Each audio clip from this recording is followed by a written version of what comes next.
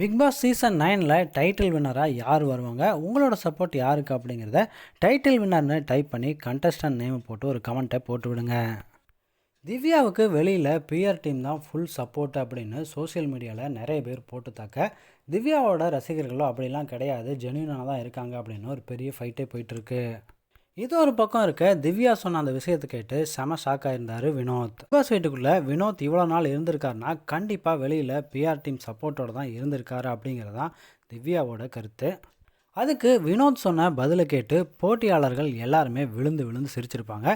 ஆனால் அதுலேயும் ஒரு யதார்த்தமான பதில் இருந்துச்சு.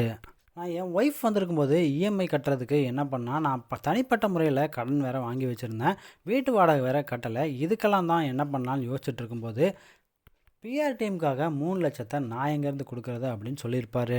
முதல்ல பிஆர் டீம்னா என்னென்ன எனக்கு தெரியாதுன்னு சொல்லியிருந்தாரு.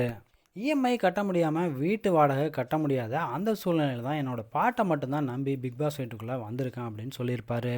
பார்த்துட்ருக்க நீங்கள் சொல்லுங்கள், திவ்யா சொன்னது கரெக்டு தானா, இல்லை அது திவ்யாவோட தனிப்பட்ட கருத்து தானா அப்படிங்கிறத.